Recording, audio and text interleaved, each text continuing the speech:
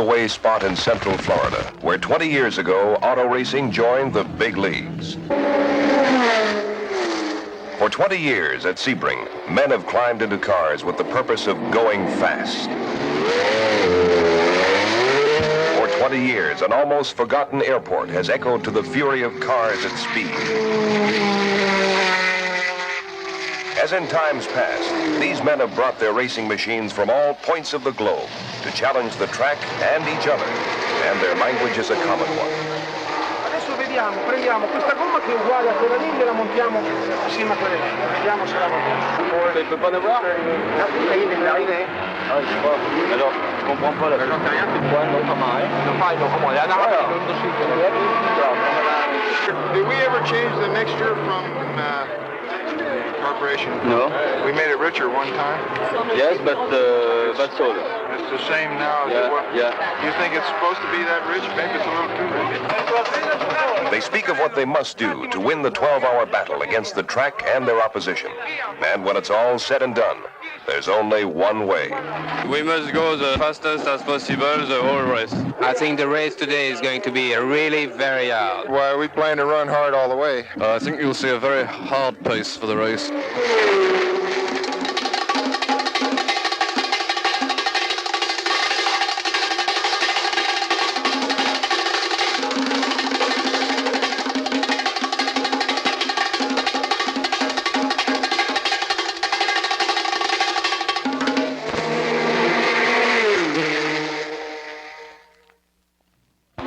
Sebring celebrates its 20th anniversary.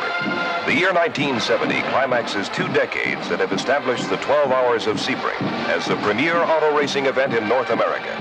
To honor the occasion, great names of the past, drivers and cars, are on hand to witness this year's event. One of the greatest is Ferrari, which this year has sent 3 Chargers. It was in 1964 when the prancing horse was last seen in Victory Lane at Sebring. This year, there's a renewed vitality in the Ferrari pits. The cars are lighter and develop close to 400 horsepower, and the drivers more than equal to the 12 hours. Last year's winner, Jackie Ickx, Nino Vaccarella, Ignacio Giunti, Mike Parks, and America's premier ace, Mario Andretti, head the list. Arch rival Porsche of Germany returns, not as a factory team, but managed by British racing specialist J. Wire Engineering, who won last year's event for Ford. A victory in Daytona's recent 24-hour race and impressive practice times make the 2-car Wire entry the odds-on favorite. Joe Sifford is teamed with Brian Redmond, and Daytona winners Pedro Rodriguez and Leo Kanunen will drive the 2nd car. The 2 days of practice and qualifying saw Ferrari and Porsche in a seesaw duel for the best time. Finally, late in the 2nd day, the Andretti Merzario Ferrari number 19 took top honors at better than 121 miles per hour, a full 5 miles an hour faster than last year's record. Fractionally slower came the Porsche number 14 of Sifford and Redmond. In all, 10 cars bettered last year's record. Among them, the Kurt Ahrens Vic Elford Porsche, one half of a potent 2-car entry by Porsche Audi.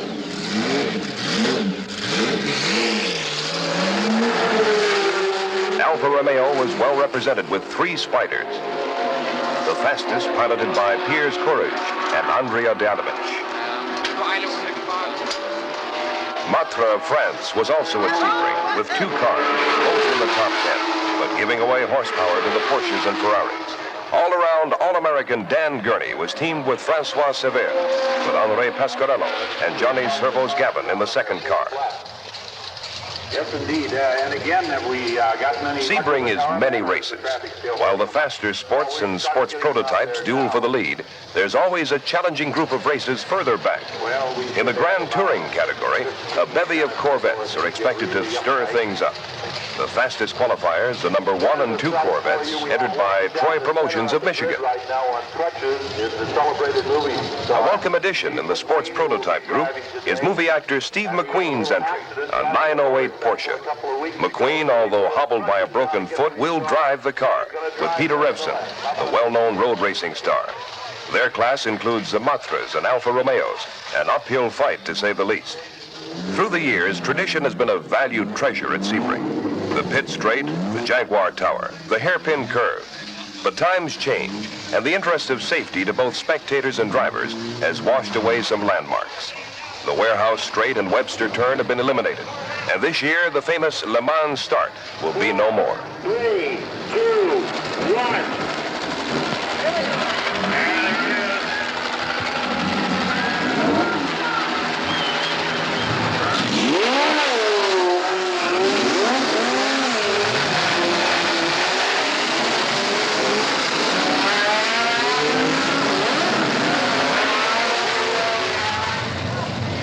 We now have the Sheriff's Department. But the tradition that remains is the challenge of 12 hours of racing. The mechanics, the managers, the drivers know of this test, and they're ready.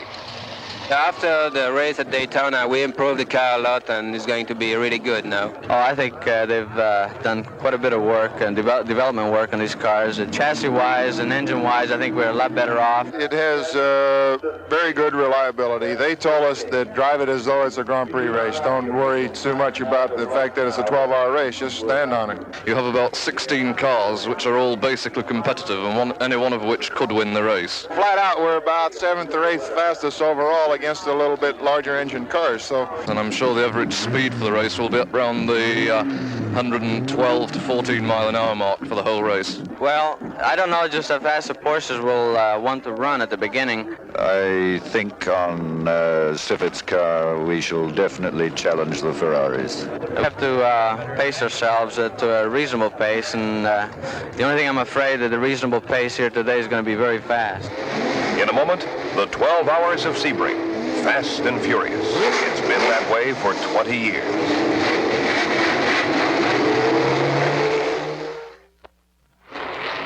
After a pace lap tour of the 5.2-mile road course, 68 cars are ready for the 20th running of the Sebring 12-hour Endurance Classic.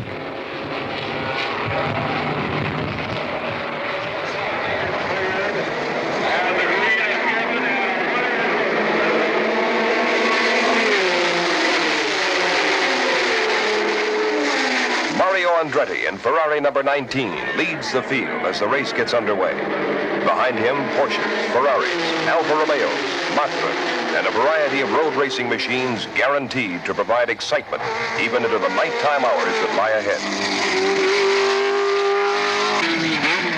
The red Ferrari 512S leads through the hairpin, followed by Joe Siffert in Porsche number 14. Andretti led from his pole position on the grid, which he earned with a 121.9 mile an hour Sebring lap record. 10 cars bettered last year's qualifying mark, set by Chris Amon in a Ferrari. Trouble back at the hairpin. 2 Lola Coupes mix it up. Bob Brown in number 26 continues, but light duty would complete just 1 lap of the race. Entering the long north-south runway, Andretti opened his lead.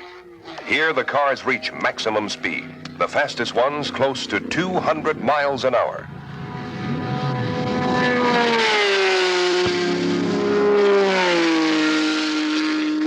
Hit straight, lap 1, Ferrari number 19.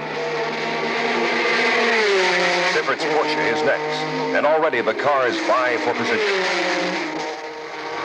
In third place, Jackie Ickx in Ferrari number 20 has moved ahead of Vic Elford's number 16 Porsche, with Pedro Rodriguez in the second Wire Engineering Porsche, a close fifth.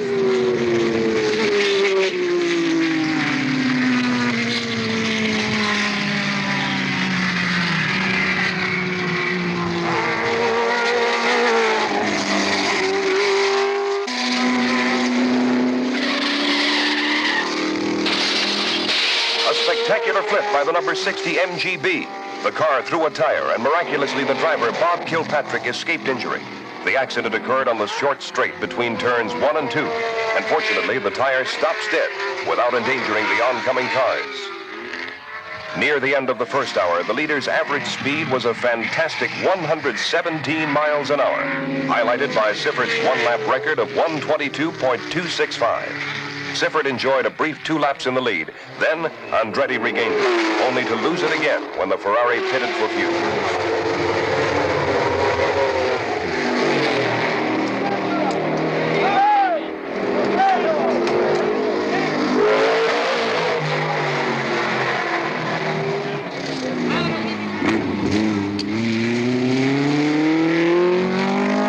Arturo Mazzario is ready for relief. The young upcoming Italian from Milan shared driving chores with Andretti at Daytona and is considered a bright prospect for the future. Normally, this would be a routine stop, but Italian fashion, it becomes almost a comic operetta. While the Ferrari pit gymnastics are going on, all the top-running cars pit for fuel and driver change. Vic Elford in Porsche number 16 led for 2 laps before giving way to Kurt Ahrens, also giving the lead back to the number 14 Porsche with Brian Redman aboard.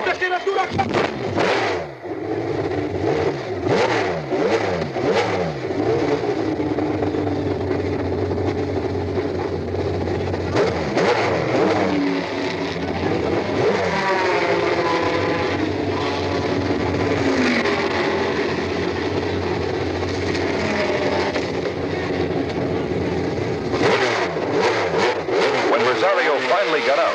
He found himself in 5th place. But Lady Luck dealt Porsche a cruel blow. Brian Redman limped back into the pits, and the minutes rolled by as the mechanics repaired a faulty electrical system.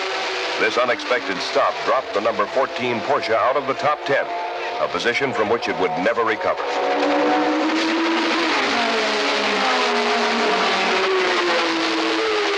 Leo Kinnunen led in the sister Porsche, with Kurt Ahrens also in a Porsche 917, a car length away in second. Mazzario worked his way into third, the first of 3 Ferraris. In 4th place, the Jackie X Peter Shetty Ferrari number 20. In 5th, the Giunti Vaccarella number 21. Further back, the 4th of the new line of 12-cylinder Ferrari 512s, entered by a North American racing team, loses it on the tricky chicane. Although much heavier than the factory cars, the number 22 has been kept in contention by Mike Parks and Chuck Parsons. In Grand Touring, John Greenwood and Alan Barker lead a string of Corvettes. They're 14th overall, but having as much fun as the front runners. Near the 3rd hour mark, a blown tire dropped Rodriguez from the lead. The Porsche 917 had led for most of the last hour and a half, exchanging it briefly with the Ahrens-Elford Porsche. The first time in a long time, Ferrari held the first 3 spots. A surprise to most of the 57,000 who looked on was the 5th place position of the McQueen Revson Porsche 908. The two have done a masterful job keeping the underpowered car in contention. Reporter Chris Economaki asked Steve McQueen about his broken foot. I busted it in a motorcycle race up at Lake Elsinore, the 100-miler. Busted it in 6 places, and I'd already said I'd drive, so I got the cast on, and we just taped it up, and... What about shifting and clutching? It must be pretty difficult. Well, it's a little difficult. I can't use a footrest. We've had to cut part of it off because I'm 5 1/8 inches across the bottom of my foot, and we've put some sandpaper on the bottom, taped it on so I keep it on the clutch pedal and adjusted it. Peter Revson uses too much foot, but regains control and keeps position.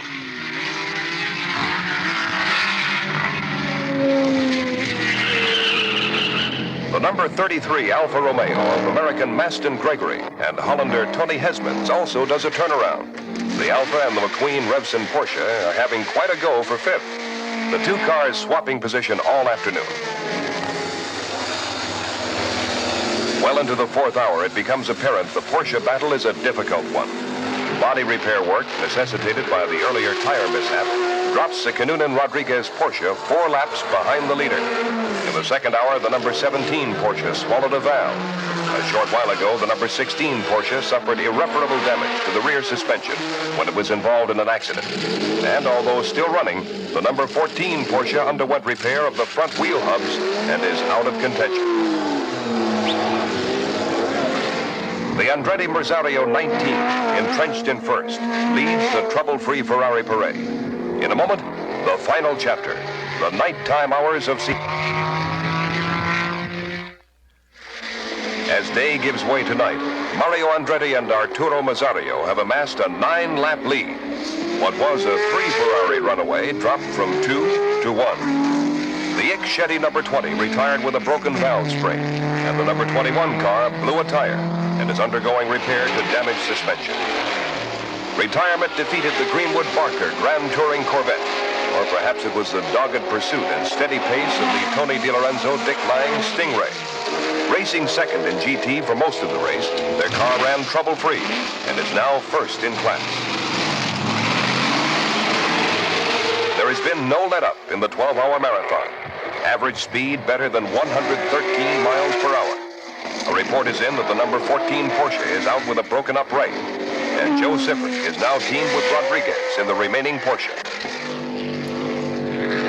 Maston Gregory in the Alfa number 33 is in third. Finally repaired, the number 21 Ferrari joins the fray. Running fourth, the number 48 McQueen Revson Porsche. But it's not over. Mario Andretti has brought the lead car into the pits and is examining the underside of the Ferrari.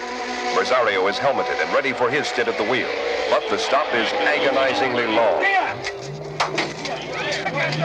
Ferrari had as much as 12 laps on the second-place car, but the fast-closing Porsche of Siffert and Rodriguez is cutting into that lead. Out on the track, the field has thinned to 30 cars. Revson has moved his Porsche into third, and the Giunti Vaccarella Ferrari is now fourth. Rosario goes out, still in first. Chris Economaki is with Mario Andretti. Getting close to the end, Mario. What's the trouble underneath the back of the car? Well, it's the gearbox. How bad is it? I don't know. I don't think it's going to finish. How many gears are left? Well, it's not how many gears are left. There's four gears left yet, but jumping out of gears and it's making noises, so I don't know. Right. Mario Andretti concerned about finishing. Concerned he might be. Rosario is running very slow.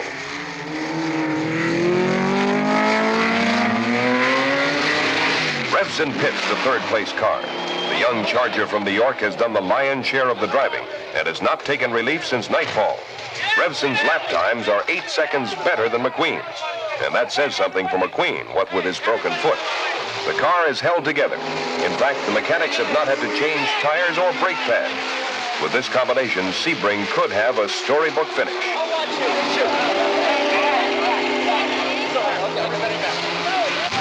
Revson goes out again for another turn. Approaching the 11th hour, the Porsche closes the gap on the faltering Ferrari. At 9:46, it is dead on the course. There's still an hour of racing left, and Ferrari has come too far to call it quits. It's been decided that Andretti will drive the only Ferrari still in contention. Giunti discusses strategy as Andretti waits for the number 21 car.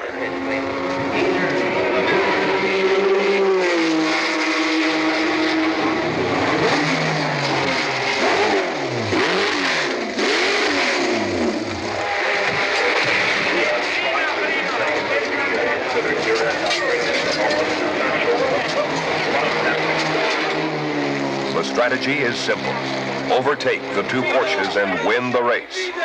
Ferrari's deficit is better than 1 lap, and it's doubtful that even Andretti can do it.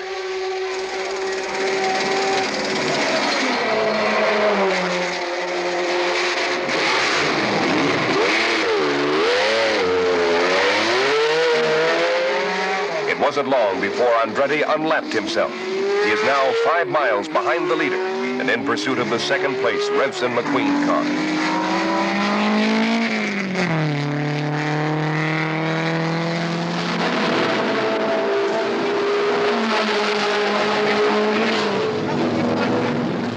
"20 minutes from the end, Siffert roared into the pits with more trouble for Porsche.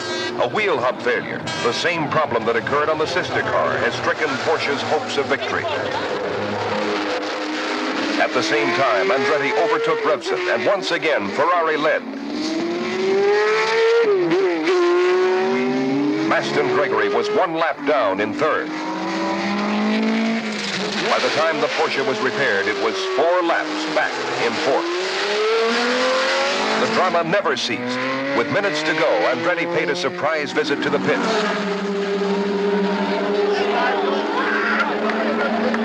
The McQueen pits were overjoyed, thinking the Ferrari was in trouble. At this point, Andretti's lead was a scant 53 seconds over Revson. But the stop was just for a splash of gas. The minutes were running out, and out of the darkness, one car would emerge the victor. The 12 hours of Sebring was over, and Ferrari had won. For the 8th time in the 20-year history of the 12-hour Enduro, Ferrari took the checkered flag. McQueen Revson was second, Alfa Romeo third, and the surviving wire Porsche victory lane in a moment. Victory lane at Sebring. The winning car, Ferrari number 21. Mario Andretti visits the winner's circle for the second time at Sebring. After leading most of the race, his car failed with transmission problems, and Andretti transferred to the winning car, kept in contention throughout the race by original drivers Ignacio Giunti and Nino Vaccarello. Time to speak English yet, Mario? Yeah. Congratulations. What a drive. You ever think you'd pull it off? No, but we never lost faith, though. These guys just worked, and we just tried everything we could, and I guess the Lord was with us once again. Happier, even in last May. Oh, I'm telling you, this was the impossible dream. What about that last stop? Was it necessary? Yeah, I ran out of fuel. I thought of the stretcher, but then the reserve ran out, and I just barely made it in. Congratulations again, Mario Andretti. This year's race shattered all records. Average speed better than 107 miles an hour. A fitting climax to 20 years of racing at Sebring.